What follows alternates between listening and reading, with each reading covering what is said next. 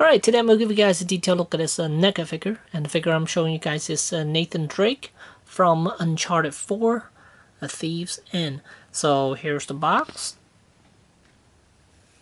And then on the back, it shows a couple of pictures of Nathan Drake, the figure. And this is the Ultimate Edition action figure. Some of the accessories, some of the features. So let's take a look at the figure and the accessories.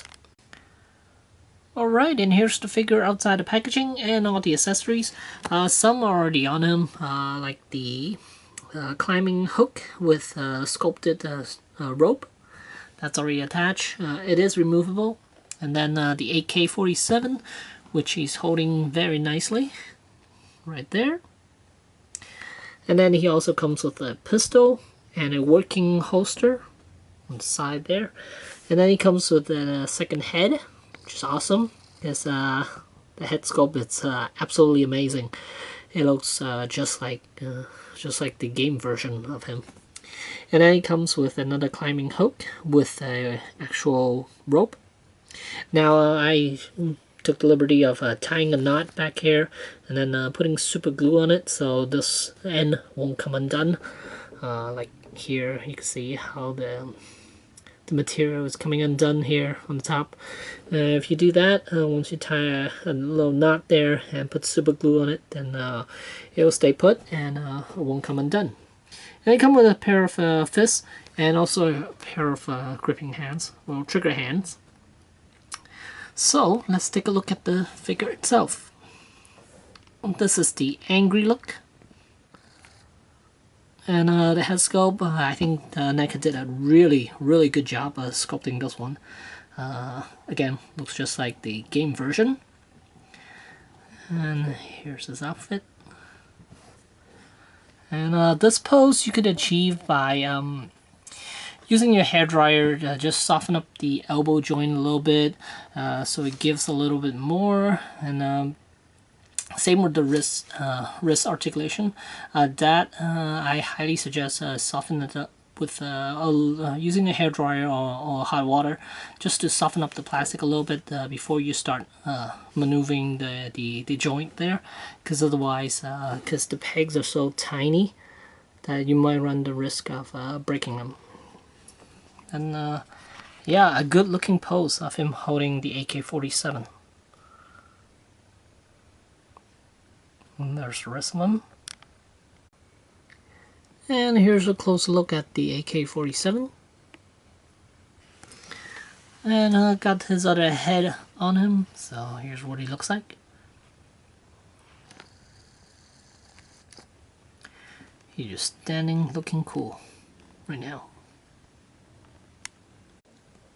And here's the back side of him.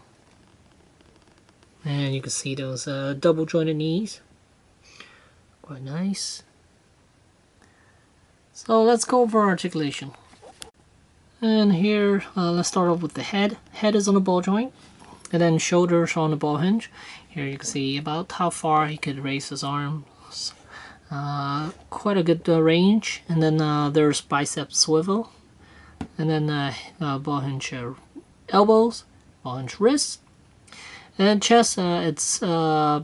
It's tucked away, but it is the chest. There is a ball joint. It is hidden by this rubbery shirt that he has on. And as far as the hips, they're on the ball hinge, and he could raise his legs about that high. And the crotch section, it is on a rubber piece, so it doesn't impede with the articulation, but you don't want to stretch it too much either. And then double jointed knees, and you can bend about that much. And then ball hinge ankles, but it's quite limited because the scope of these pants right here. And one thing I do wish is the elbow joint. Wish it could bend a little further than about 90 degrees. This one, you can see it's almost 90 degrees. This one, it's fully 90. I guess if you cut a little off of the bicep section around where the the edge of the shirt is, the sleeves. You could give him a little more range, but I don't think I want to do that.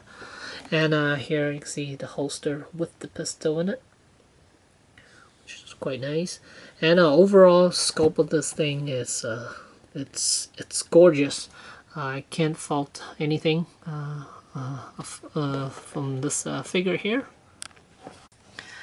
And overall, I think this is a great figure, and I'm tempted to get another one, just so I could customize this a little bit more, maybe give him a better range of motion as far as the neck, because it is quite limited, even though he has a ball jointed head, because that ball and socket section, it's really tight together, so you can barely look up. And then elbows, I would sculpt away a little bit of the sleeves, so maybe it'll give them a better range. Who knows, but I'll have to get a second one in before I'll actually do that.